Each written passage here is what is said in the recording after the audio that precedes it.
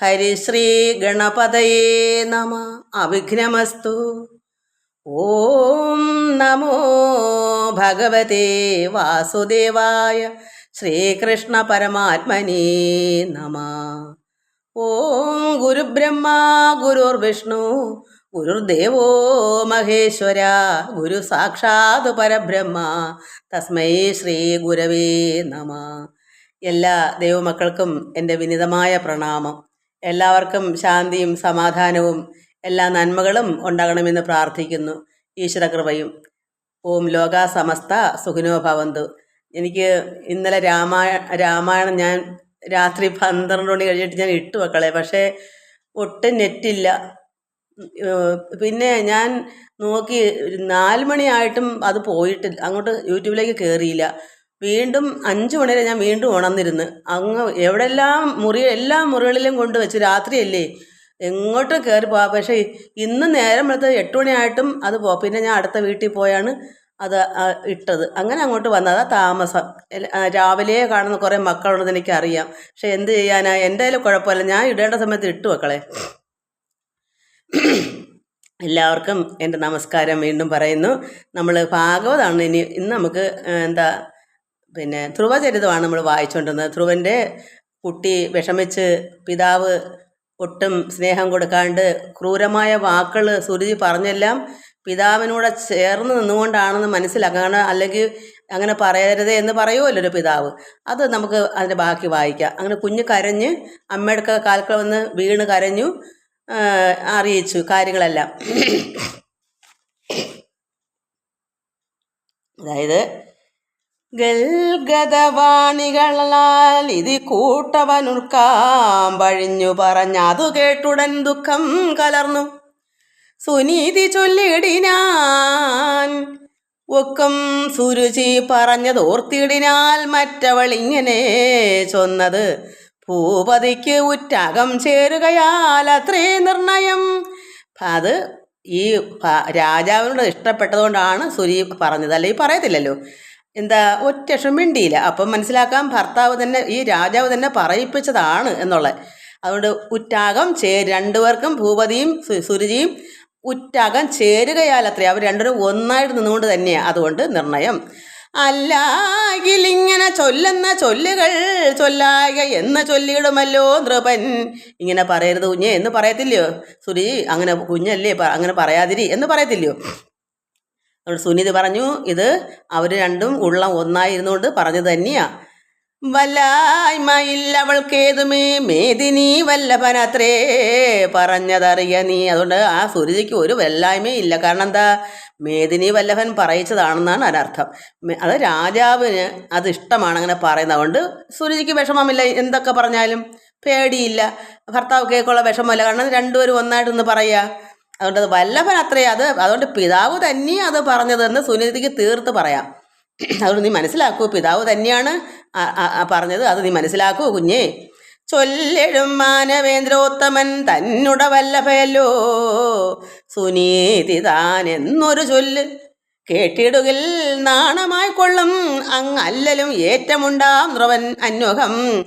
അതായത് രാജാവിൻ്റെ ഭാര്യ വല്ലഭയാണ് സുനീതി എന്ന് കേട്ടാൽ അയാൾക്ക് നാണക്കേടുണ്ടാകും, ഏറ്റവും വിഷമമൊക്കെ ഉണ്ടാകും. കാരണം സുരുചിയാണ് ഭാര്യ. സുനീതി എന്ന് കേട്ടാൽ അത് മാനവേന്ദ്രോത്തമന്റെ വല്ലഭ സുനീതി ഭാര്യ സുനീതിയാണെന്ന് പറഞ്ഞാൽ ചൊല്ലുകിൽ നാണമായി വരും പിതാവിന്, അത് രാജാവിന്. സുനീതി ഭാര്യയാണെന്ന് പറയുന്നത് നാണക്കേടാണ്.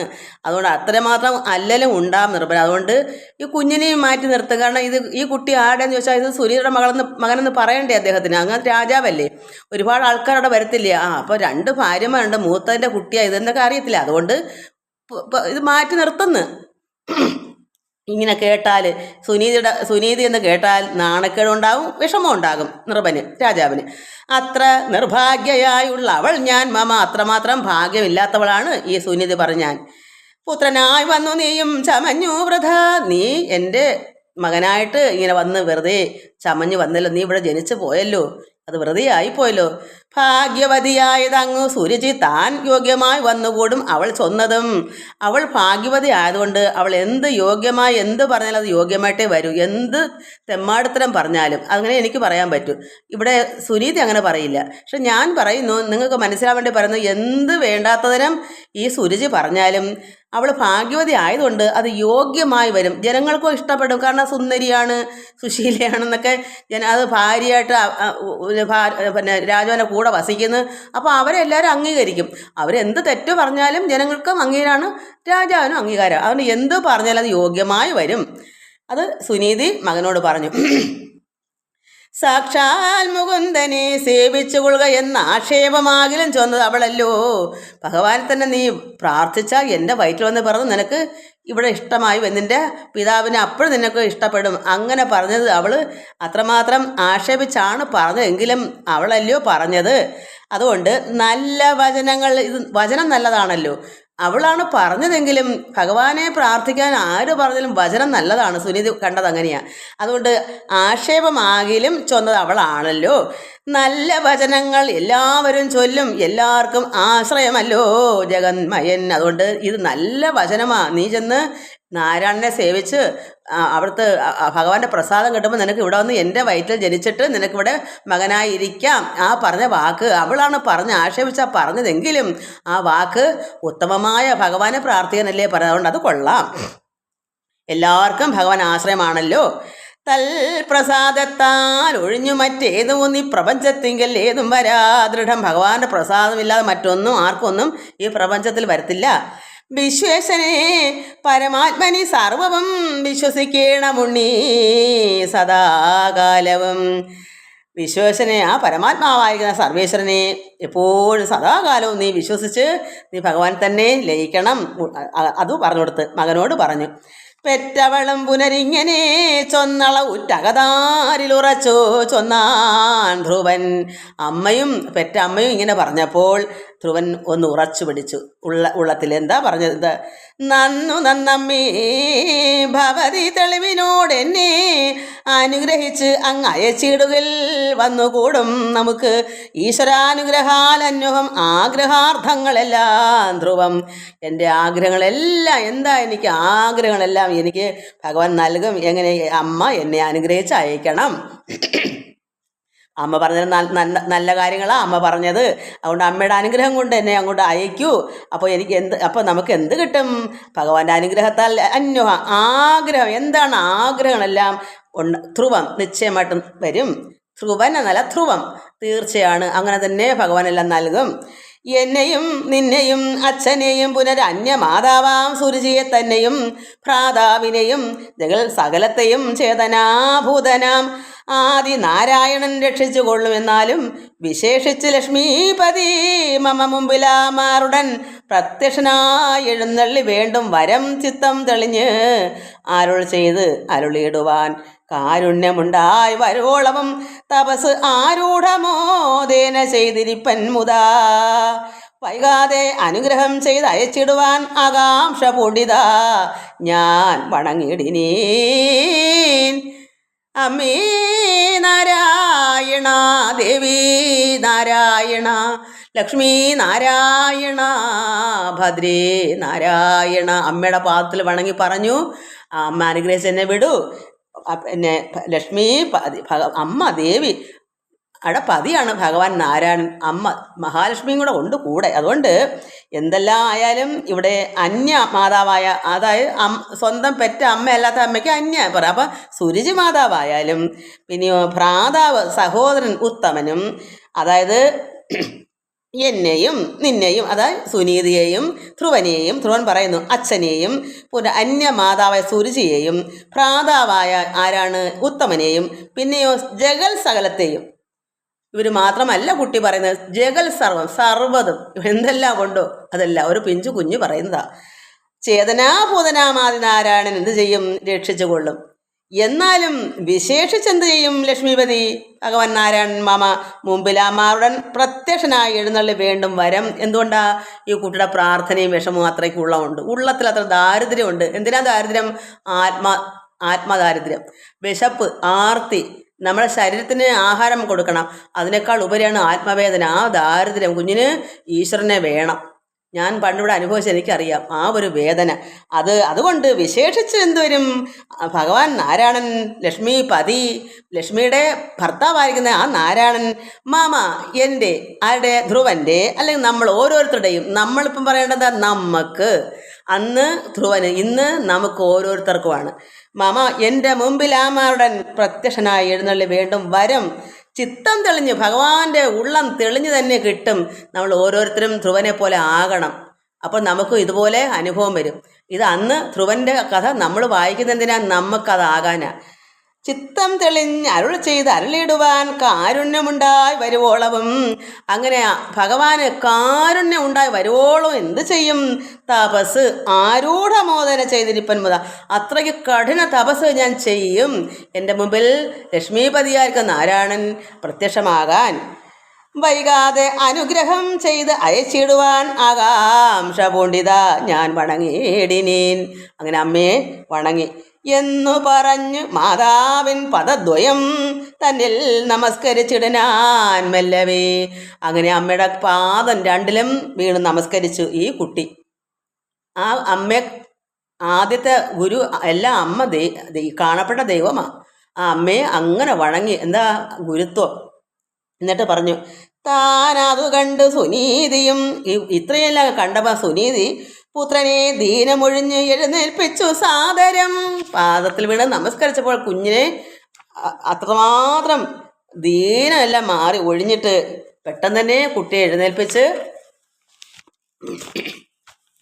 ബാലനാം എൻ മകൻ തൻ മനസ്സംഗതി ചാലേ കൊടുത്തു ഭരിച്ചുകൊള്ളുക എപ്പോഴും നാരായണ ജഗന്നാഥ ഭവാൻ എന്ന് നേരെ പുണർന്ന് അയച്ചിടിനാൾ.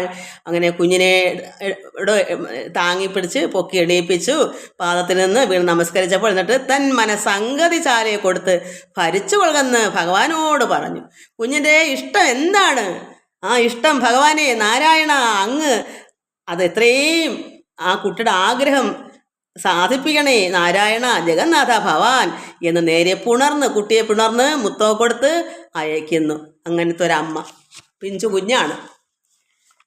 ധീരനായുള്ള കുമാരനും മെല്ലവേ ചാരു സരോജ നേത്രൻ പദാംഭോരുഹം മാനസതാരിൽ ഉറപ്പിച്ചു ഭക്തനായി ആനന്ദമോടെ നടന്നു തുടങ്ങിനാൻ. ഹരേ രാമ ഹരേ രാമ രാമ രാമ ഹരേ ഹരേ, ഹരേ കൃഷ്ണ കൃഷ്ണ കൃഷ്ണ ഹരേ ഹരേ. കാണായതെല്ലാം ഭഗവൽ പ്രഭാവേന പാണികൾ കൂട്ടി തൊഴുതു പോകുന്ന അവൻ നേരെ പെരുവഴി മധ്യേ പരിചോടു നാരദ മാമുനിയെ കണ്ടിത് അഞ്ജസ. അപ്പം കുട്ടി ഇറങ്ങിയപ്പോൾ തന്നെ എന്താ ചെയ്യുന്നത്? രണ്ട് കൈയും ആ അമ്മയെ തൊഴുത് ആ രണ്ട് കൈ പാണികൾ രണ്ടും കൂട്ടി തൊഴുതുകൊണ്ട് തന്നെ നടക്കുക. പാണികൾ കൂട്ടി തൊഴുത് എങ്ങനെയാ? കാണാതെല്ലാം ഭഗവത് പ്രഭാവങ്ങളാണ്. കുഞ്ഞ് കണ്ണു തുറന്ന് നോക്കുന്ന എന്തിനെ കണ്ടാലും അതെല്ലാം നാരായണമയം. അങ്ങനെ രണ്ട് കൈയും എല്ലാത്തിനെയും തൊഴുതുകൊണ്ട് പോവുക. കണ്ടതിനെയൊക്കെ തൊഴുതുകൊണ്ട് നടക്കുക. ആരായിട്ടാണ് കാണുന്നത്? ഭഗവാനായിട്ട് കണ്ടുകൊണ്ട്. അങ്ങനെ പോയപ്പോൾ ആരെ കണ്ടു? നേരെ പെരുവഴി മധ്യേ നടന്നു ചെന്നപ്പോൾ മധ്യത്തിൽ അങ്ങോട്ട് പോയ വഴിക്ക് നല്ല വഴി അവിടെ ചെന്നപ്പോൾ കണ്ടു നാരദമാമന്. ഭഗവാൻ വിടുന്നതാണ് കുഞ്ഞല്ലേ. ആ കുഞ്ഞിനെ സഹായിക്കാൻ ഭഗവാൻ ഏതെല്ലാം രൂപത്തിലാണ് ഇവിടെ മഹർഷി നാരദനായിട്ട് വന്നു. അപ്പോൾ കുഞ്ഞിനെ കണ്ടു, നാരദമാമുനിയെ കണ്ടത് അഞ്ജസ. കുഞ്ഞ് മുഗ്ധ ശരചന്ദ്ര തുല്യ തേജോമയൻ, അതായത് മനോഹരമായ മുഖ തേജസ്. എങ്ങനെയാ? ശരൽക്കാലത്ത് പൂർണ്ണ ചന്ദ്രൻ എത്രമാത്രം പ്രഭയോടുകൂടിയാ അതുപോലെ കണ്ട് നാരദ മഹാമുനിയെ ഈ കുട്ടി. മുഗ്ധ ശരചന്ദ്ര തുല്യ തേജോമയൻ ശുദ്ധ സ്ഫടിക സംകാശനായ അന്തരാ. അപ്പം ശുദ്ധ സ്ഫടികം എന്താണ്? കണ്ണാടിയിൽ അല്പം പോലും മാലിന്യമില്ല, തിളങ്ങി നിൽക്കുന്ന ശുദ്ധമായ സ്ഫടികം. അങ്ങനെയാണ് അന്തരാ സത്വരം ആവിർഭവിച്ച് അത് കണ്ട് അതിഭക്തിയാ നമസ്കരിച്ചാൻ നൃപനന്ദനൻ. ഈ തേജസ്സും അത്രമാത്രം എല്ലാം എന്താ പറയുക പ്രകാശം ഈ നാരദ മഹാവിനെ കണ്ടപ്പോൾ കുട്ടി അപ്പോൾ നമിച്ചു, എല്ലാം നമസ്കരിച്ചു. ഭക്തിയാ മുനിയെ നമസ്കരിച്ചിട്ട് വിദ്രുതം ദണ്ഡ നമസ്കാരവും ചെയ്ത് ഭദ്രൻ എഴുന്നേറ്റു നന്നായി തൊഴുതുടൻ.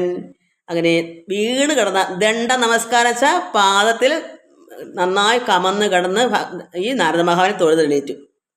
ചിത്തം തെളിഞ്ഞു നിൽക്കുന്നവൻ തന്നെ ഭക്തിയും ഭാവവും കണ്ടു മുനീശ്വരൻ. ഇത്രയും ചിത്തം തെളിഞ്ഞിരിക്കുന്ന ഒരു കുഞ്ഞ്. എന്താ ചിത്തം തെളിഞ്ഞിരിക്കുന്നത്? അത്ര തേജസ് കുഞ്ഞിൻ്റെ മുഖത്തുണ്ട്. ഉള്ളം പ്രസാദിച്ചിരിക്കുക. എന്തിനു വേണ്ടിയിട്ടാ? ഭഗവാൻ ഉള്ളിലുണ്ട്. അതുകൊണ്ട് ചിത്തം തെളിഞ്ഞു നിൽക്കുന്ന അവൻ തന്നെ ഈ കുഞ്ഞിൻ്റെ ഭക്തിയും ഭാവവും കണ്ട് മുനീശ്വരൻ മന്ദസ്മിതം ചെയ്തു മന്ദമന്ദം നൃപനന്ദനോട് അരുൾ ചെയ്താൻ, ഇതെന്തടോ നിന്നുടെ സാഹസം? ഈ മഹാമുനിയുടെ പാദത്തിൽ വീണിങ്ങനെ ദണ്ഡ നമസ്കാരം ചെയ്തപ്പോൾ, അതും പ്രസാദം മുഖത്തിന് തേജസ്സോടെ ആ കുഞ്ഞിൻ്റെ മുഖം കണ്ടപ്പോൾ, എന്തടോ നിന്നുടെ സാഹസം? നീ എന്താ ഇത്ര കഠിനമായ എന്തോ നിനക്ക് സാഹസം ഉണ്ടല്ലോ? എന്തൊരു ചിന്ത പൂണ്ട് ഇന്നു നീ ഇങ്ങനെ? താൻ തന്നെ മെല്ലവേ, താൻ ഒറ്റയ്ക്ക് മെല്ലവേ, തന്നെ അത് ഒറ്റയ്ക്ക് താൻ തന്നെ മെല്ലവേ പോകുന്നത് എവിടേക്കോ? നിന്നുള്ളിൽ എന്താകുന്നത് ഒന്ന് അഭിപ്രായം പറക. നീ ഒറ്റയ്ക്ക് ഇങ്ങനെ കുഞ്ഞെന്താ ഇത്? നിന്റെ സാഹസം, നീ എന്ത് പണിയാ? നിനക്ക് എന്താ? നീ എന്തിനാ ഇങ്ങനെ ഒറ്റയ്ക്ക് ഇങ്ങനെ പോകുന്നത്? ഒരു കുഞ്ഞു ബാലൻ. അതുകൊണ്ട് മഹാമുനി ചോദിക്കുന്നത്, നീ എവിടേക്ക്? നിന്നുള്ളിൽ എന്താ നിന്റെ ഒരു അഭിപ്രായം? നീ പറ, നിനക്ക് എന്താ ആവശ്യം? നീ എന്തിനു വേണ്ടി അതിന് ഒറ്റയ്ക്ക് പോകുന്നത്? അങ്ങനെ ചോദിച്ചു. ഏവം മുനീശ്വരൻ ചോദിച്ച് അത് കേട്ട് കേവലം രാജകുമാരൻ പൊടുപടേ പൊട്ടിക്കരഞ്ഞു ചൊല്ലിടിനാൻ. ഉണ്ടായതൊട്ടൊഴിയാതെ ഒന്നും മറച്ചു വച്ചില്ല. എന്തൊക്കെയാ നടന്നത് അതൊക്കെ ഒന്നും ഒഴിയാതെ പറയുന്നു. എന്താ പറയുന്നേ? സുരുചിയാം അമ്മ തൻ കർക്കശവാണികളായ ശല്യങ്ങളാൽ. എന്താ ശല്യം? സുരുചിയമ്മയുടെ ക്രൂരമ്പുകൾ, ഹൃദയത്തിൽ പൊത്തുകയറുന്ന കർക്കശവാണികൾ. പറഞ്ഞേക്കാം, നമുക്ക് അറിയാമല്ലോ എന്താ പറഞ്ഞതെന്ന്. നീ എൻ്റെ വയറ്റിൽ മകനായി വന്നാൽ നിനക്ക് പിതാവിൻ്റെ ആനുകൂല്യം കിട്ടും, പിതാവിനെ മടിയിൽ കയറിയിരിക്കാം. അല്ലാതെ നിനക്ക് ഇപ്പം ഇവിടെ നിന്ന് കരഞ്ഞിട്ടോ വല്ല ഫലം ഉണ്ടോ? നീ നാരായണനെ പോയി ഭജിക്കൂ. ഇവിടെ അല്ലാതെ നിനക്ക് എൻ്റെ രാജാവിനെ തൊടുക പോലും ചെയ്യരുത്. നീ അടുക്ക വന്ന് ബലാൽക്കർ തൊടുക പോലും ചെയ്യരുത്. ഒക്കെയാണ് കർക്കശമായ വാണികൾ. ഒരു പിതാവിനോട് തൊടുക, അടുക്ക ചെല്ലരുത്, തൊടരുത് എന്നൊക്കെ പറയുമ്പോൾ കുഞ്ഞിൻ്റെ ഉള്ളം എത്രമാത്രം ശൂലം കുത്തുന്ന വേദനയായിരിക്കും. അല്ലെങ്കിൽ എന്ത് വേണം? മറ്റേ കുട്ടി മടിയിൽ കയറി ഇരിക്കാതിരിക്കണം, എന്നാലും വേണ്ടി നിൽക്കാം. അപ്പോൾ രണ്ടുപേരും തുല്യം. ഇത് അങ്ങനെയാണോ? അവരുടെ സ്വന്തം ഉത്തമനെ മടി വെച്ച് ലാളിക്കുന്ന തന്തയും തള്ളയും കൂടെ. ഈ കുട്ടി നാണിച്ച് ഇളിപ്പാണ്, എന്നെ എടുത്ത് വെക്കുമെന്ന് പറഞ്ഞ് വലിയ കാര്യം ചെന്നു. പക്ഷേ സംഭവം നേരെ തിരിച്ചാണ്. അപ്പോൾ ഈ ശല്യങ്ങളായ ഈ വാക്കുകൾ കൊണ്ട് സുരുചിയ അമ്മതൻ കർക്കശവാണികളായ ശല്യങ്ങളാൽ ഉൾക്കാമ്പ് പുൺപെട്ടെനിക്കു നൊന്തിയിടുന്നു. എൻ്റെ ഉള്ളം പുണ്ണു പിടിച്ച് നോവുന്നു. ക്ലേശമെല്ലാം ഒഴിച്ചു ശുഭം നൽകി ഉൾക്കനിവോടിഞ്ഞ് അനുഗ്രഹിക്കണമേ. ഈ മഹാമുനിടുത്ത് പറയുന്നു, ഇതിനെല്ലാം ഒരു പോംവഴി കണ്ട് എന്നെ അനുഗ്രഹിക്കണമേ. ഭക്തനാം ബാലനീ വണ്ണം പറഞ്ഞതങ്ങ് അക്ഷണമാഹന്ത. അപ്പോഴ് തന്നെ അക്ഷണം ആഹന്ത കേട്ടു വീണാധരൻ യുക്തങ്ങളാം വാക്യങ്ങളാൽ ഉടൻ ഉൾക്കാമ്പിൽ ഉണ്ടോ തപശക്തി എന്നതും ചെമ്മേ പരീക്ഷിച്ചു നോക്കിയ മാമുനി. ഇത്രയെല്ലാം പറഞ്ഞ കുഞ്ഞിൻ്റെ ഉള്ളം എങ്ങനെയുണ്ട്? ഇവന് തപശക്തി ഉണ്ടോ? ഒരു പരീക്ഷണം ചെയ്ത് നോക്കണം. കുഞ്ഞ് വെറുതെ ആണോ? ഉള്ളം എങ്ങനെയുണ്ട്? ഇവൻ നിർമ്മലനാണോ? ഇതിന് പറ്റിയ ആളാണോ? ഇവന് തപസ് ചെയ്താൽ ശരിയാവോ? ഭഗവാൻ പ്രത്യക്ഷമുള്ള വല്ല യോഗ്യത ഇവനുണ്ടോ? ഇതിന് അദ്ദേഹം എന്ത് ചെയ്തു? ഒരു പരീക്ഷണം നടത്തി നോക്കി. അങ്ങനെ നോക്കിയപ്പോൾ അദ്ദേഹം പല പല കാര്യങ്ങളൊക്കെ ചോദിച്ച് മനസ്സിലാക്കിയപ്പോൾ അദ്ദേഹത്തിന് മനസ്സിലായി, നിർമ്മലനതെന്നറിഞ്ഞു കുമാരനിൽ സമൂഹം ഏറ്റവും വളർന്നിതോ മേൽക്കുമേൽ എല്ലാം മനസ്സിലായി. പരീക്ഷിച്ചവൻ കുഞ്ഞ് നിർമ്മലനാണെന്ന് മനസ്സിലായി. അപ്പോൾ നമ്മൾ ചിന്തിക്കണം, നമുക്ക് എന്താ യോഗ്യത? ഒന്നേ വേണ്ടേ, നിർമ്മലനായിരിക്കണം. നമ്മളൊരു പൊടി കുഞ്ഞ് ഇന്ന് 2 വയസ്സ് പോലും ആയിക്കൂടാ. ഇന്ന് 2 വയസ്സുള്ള കുഞ്ഞിന് എല്ലാം അറിയാം. ഒരു വയസ്സ് 1.5 വയസ്സുള്ള കുഞ്ഞിന് എന്തറിയാം? അതുപോലെ ഒരു നിർമ്മലമായിരിക്കുന്ന മനസ്സായിരിക്കണം. മഹാമുനി അന്നത്തെ കാലത്ത് 8ഉം 10ഉം വയസ്സായാലും നിർമ്മല. കാരണം അല്ലെങ്കിൽ നമ്മൾ പഠിക്കാൻ വല്ല വൃത്തിയായിട്ടതൊക്കെ പഠിപ്പിക്കാൻ ആളുണ്ടെങ്കിൽ കുഴപ്പമില്ല. കാരണം എൻ്റെ അനുഭവം എനിക്കറിയാം. എൻ്റെ അമ്മയ്ക്കും അച്ഛനും വേണ്ടാത്തത് പറഞ്ഞുതരാൻ അറിയാത്തതുകൊണ്ടായിരിക്കും എനിക്ക് അങ്ങനെയൊന്നും കിട്ടിയില്ല. എങ്ങനെയാ, എപ്പോഴും നിർമ്മലമായ സത്യസന്ധമായ രീതിയായിരുന്നു. അതേസമയം നമ്മുടെ കൂട്ടത്തിൽ ആർക്കെങ്കിലും കുന്നാമിത്തൾ ഉണ്ടെങ്കിൽ നമ്മളത് കണ്ട് പഠിക്കും. അങ്ങനെയാണ് ഓരോ വ്യക്തികൾ വൃത്തികേടാകുന്നത്, സ്വഭാവം പരലാകുന്നത്. അതുകൊണ്ട് ഈ കുഞ്ഞിന് അദ്ദേഹം പരീക്ഷിച്ച് നോക്കിയാൽ നിർമ്മലനാണെന്ന് കണ്ടു. കുട്ടി നിർമ്മലൻ എന്നതറിഞ്ഞു കുമാരനിൽ സമ്മോദമേറ്റം. അപ്പം അത്രമാത്രം ആനന്ദം ഉണ്ടായി മഹാമുനിക്ക്. എന്താ, നിർമ്മലന്മാർക്ക് അങ്ങനെ ഒന്നും അറിയണ്ട, ഹൃദയം ശുദ്ധമാണോ. അപ്പം സന്തോഷം വളർന്ന് മേൽക്കുമേൽ പടിവെച്ച് അദ്ദേഹം കുഞ്ഞിനോട് സന്തോഷം ഉണ്ടായി. മാമുനീന്ദ്രൻ പ്രസാദിച്ചു സാദരം. നമുക്ക് ഭഗവാൻ പ്രത്യക്ഷമാണ്, ഒരു ഗുരു വേണമെന്ന് പറഞ്ഞ സത്യമായ കാര്യമോ. ഞാൻ ഇവിടെ കിടന്ന് എനിക്ക് പ്രത്യക്ഷ ആളെല്ലാം ഉണ്ട്, പക്ഷേ ഒരു ഗുരു നമ്മുടെ തലയ്ക്കൊരു കൈവച്ച് അനുഗ്രഹിക്കണം. കാരണം 40-40 വയസ്സോളം ആയെന്ന് എനിക്ക്. അച്ഛൻ അന്ന് കുട്ടിനാളിൽ ചെയ്തെങ്കിലും എനിക്കെന്നത് ഏറ്റുവാങ്ങാനുള്ള അറിവില്ലാത്തത്, എങ്കിലും അതുകൊണ്ടാണ് മുന്നോട്ട് പോയത്. അപ്പോൾ അന്നേരം എനിക്ക് എവിടെയെങ്കിലും പോയേ പറ്റൂ. അപ്പോഴെനിക്ക് ജോൺ സെഷൻ എന്ന് പറഞ്ഞൊരു സന്യാസിയാണ് പള്ളിയിൽ അച്ഛൻ. ആ ഗുരുവിൻ്റെ ഒരു അനുഗ്രഹം എൻ്റെ നെറ്റിയിൽ ഒരു കുരിശ് വരച്ചു. അങ്ങനെ ആ ചൈതന്യമാണ് എനിക്ക് പെട്ടെന്ന് അന്ന് തന്നെ എനിക്ക് പ്രത്യക്ഷമാവാൻ കാരണമായത്. അത് നമുക്ക് മനസ്സിലാക്കണം. പ്രത്യക്ഷമാവാൻ ഒരു ഗുരു വേണമെന്നുള്ളത് ഉറപ്പാണ്. അല്ലെങ്കിൽ നമുക്കത് അതിനെന്തോ ഒരു കാര്യം ഉണ്ടായിരിക്കാം. അതുകൊണ്ട് ഇവിടെ എന്തു ചെയ്ത് നാരദ മഹാമുനി ആ പ്രസാദം കൊടുത്ത്, ഒരു ഗുരുവായി നിന്നുകൊണ്ട് ആ ഒരു പ്രസാദം കൊടുത്ത്. അതുകൊണ്ടാണ് കുഞ്ഞ്, അല്ലെങ്കിൽ പറ്റത്തില്ല, അല്ലെങ്കിൽ കുഞ്ഞിനെ അറിയത്തില്ലല്ലോ. എന്തോ കണ്ടാൽ പോലും ഭയന്നു പോകും. ഭഗവാന്റെ രൂപമൊക്കെ കണ്ട കുഞ്ഞല്ലേ, നമുക്കതുകൊണ്ട് ആ ഗുരുവിൻ്റെ പ്രസാദം ഉണ്ടെങ്കിൽ ഒരു കുഴപ്പമില്ല. അതുകൊണ്ട് മാമുനീന്ദ്രൻ പ്രസാദിച്ച് സാദരം. നാരായണ പ്രസാദം വന്നുകൂടും ആരൂഢമോദാൽ ഉപദേശ സാരവും ചാരു കുമാരൻ തനിക്ക് ഉപദേശിച്ചു. പാരാത സേവാ പ്രഭാവ ഭേദങ്ങളും നന്നായി അരുൾ ചെയ്തു. നാരായണൻ തവ മുന്നിൽ തെളിവോട് എഴുന്നള്ളി നിന്നുടൻ തീർന്നിടും എല്ലാം അഭീഷ്ടം എന്നുള്ളതും ഖിന്ന തീർത്ത് അരുൾ ചെയ്തു എഴുന്നള്ളിനാൻ.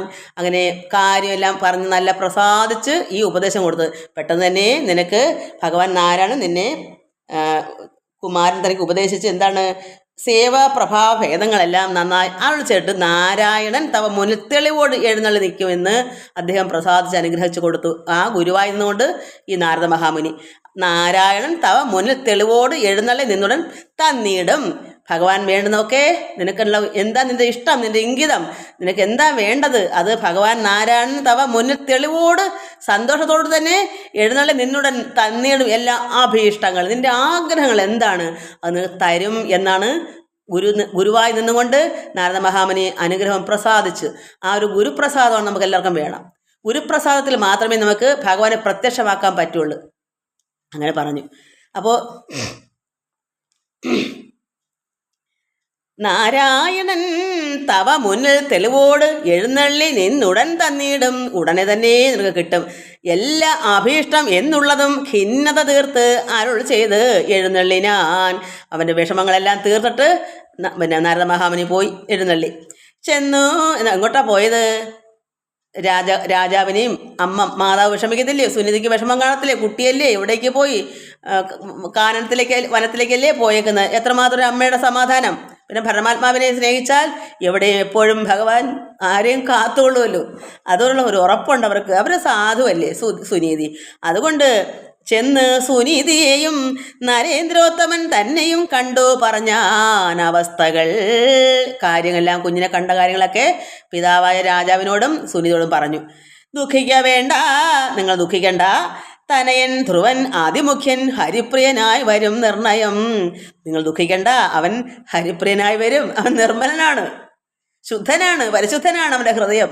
അതുകൊണ്ട് അവൻ ഭഗവാൻ ഹരി ശ്രീനാരായണൻ്റെ പ്രിയനായി വരും ധ്രുവൻ. അത് അദ്ദേഹം പറഞ്ഞു.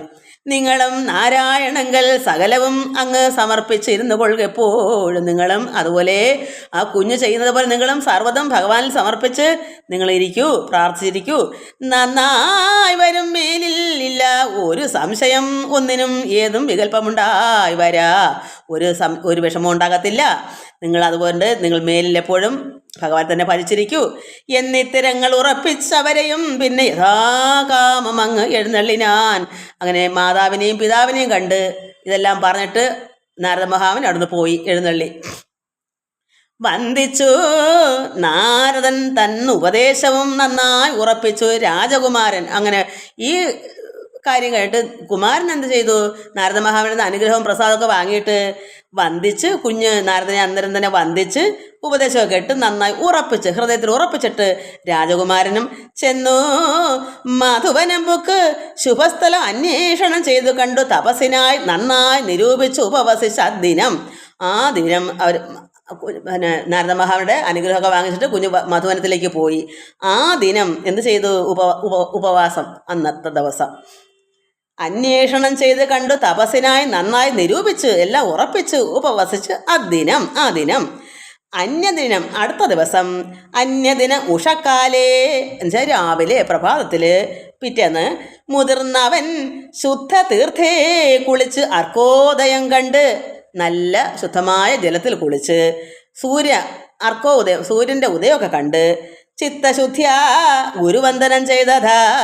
മനസ്സ് ശുദ്ധിയായിട്ട് തന്നെ ആ കുട്ടി ആദ്യമേ ഗുരുവന്ദനം ചെയ്തു. ഭക്തിയാപി തന്നിഷ്ടദേവതമാരെയും ഒക്കെ തൊഴുതു തപസ്സിന് ആരംഭിച്ചാൻ. അങ്ങനെ ഗുരുവന്ദനമൊക്കെ ചെയ്തിട്ട് ഇഷ്ട ദേവതമാരെയൊക്കെ പ്രാർത്ഥിച്ചിട്ട് അമ്മയും അച്ഛനെയും ആരൊക്കെയാണ് അവരെ എല്ലാവരെയും ആരൊക്കെ ഉണ്ടോ എല്ലാവരെയും കുഞ്ഞിനെ പ്രാർത്ഥിച്ചിട്ട് ഇതൊക്കെ കുട്ടിനാളിലെ അമ്മയും അച്ഛനും പഠിപ്പിച്ചാൽ പ്രത്യേകിച്ചൊന്നും പഠിപ്പിക്കണ്ട. നമ്മളൊക്കെ കുട്ടിനാളിൽ ഇങ്ങനെ വളർന്നാൽ അത് മനസ്സിലാക്കി ചെയ്തോളും. എന്താ കാരണം? മുൻജന്മ സുഹൃതം. ആ മുൻജന്മ സുഹൃതം അത് അതുകൊണ്ടാണ് ഇത്ര. അല്ലെങ്കിൽ അങ്ങനെയൊന്നും കുട്ടിനാളിലെ കിട്ടത്തില്ല. അപ്പം അതുകൊണ്ട് ഈ കുഞ്ഞിന് ആ തപസ് എങ്ങനെയാണെന്നും ഒക്കെ അതിനറിയാം.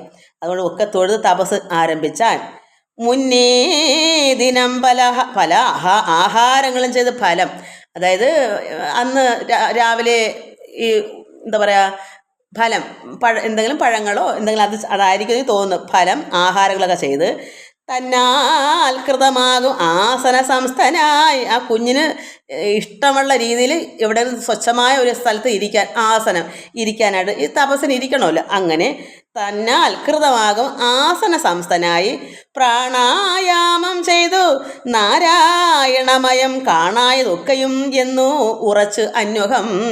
കുഞ്ഞിനിതാരും പഠിപ്പിച്ചതാണോ? കുഞ്ഞ് നല്ലൊരു സ്ഥാനം നോക്കി ഇരുന്നിട്ട് കാണായതൊക്കെ നാരായണമയം.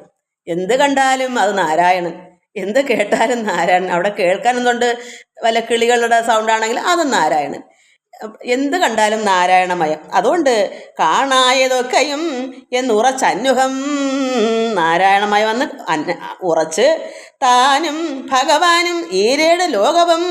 അത് ഈ കുഞ്ഞും ഭഗവാൻ എന്ന് പറഞ്ഞ ആരോ അത് ഈരയുടെ ലോകവും 14 ലോകവും മാനസേ മായയും ഒന്നായി നിരന്തരം കണ്ടു. തഥാപി അനുകുണ്ഠത എന്നിയേ നിത്യ അഹർനിശം. ഭഗവാനും മായയും കാണാതെ ഒക്കെയും ഈശ്വരനും ഗുരുവും എല്ലാം ഒന്നായി നിരന്തരം എപ്പോഴും ആ കുട്ടിയുടെ ഉള്ളത്തിൽ അതേ ഉള്ളു, വേറൊരു ചിന്തയില്ല. അങ്ങനെ കണ്ടു കുണ്ഠത എന്നിയെ ഒരു വിഷമവും കൂടാതെ നിത്യം അഹർനിശം, അതായത് പകലും രാത്രിയിലും യോഗ്യമായുള്ള തപോമയ വേഷവും.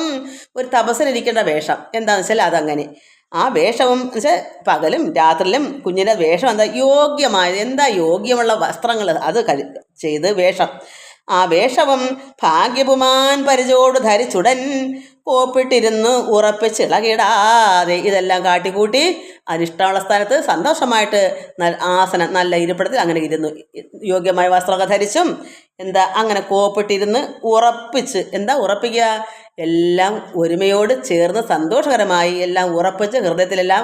പിന്നെ ഒരു ചിന്ത വേണ്ട, എവിടെ ഇരിക്കുന്നെന്നോ എന്ത് കുടിച്ചില്ലെന്നോ ഇതൊന്നും വേണ്ട. എല്ലാം കഴിഞ്ഞിട്ട് സ്വസ്ഥമായി അവിടെ ഇരുന്നു, ഇളകാതെ മനസ്സ് ചഞ്ചലം കൂടാതെ ഇരുന്നു.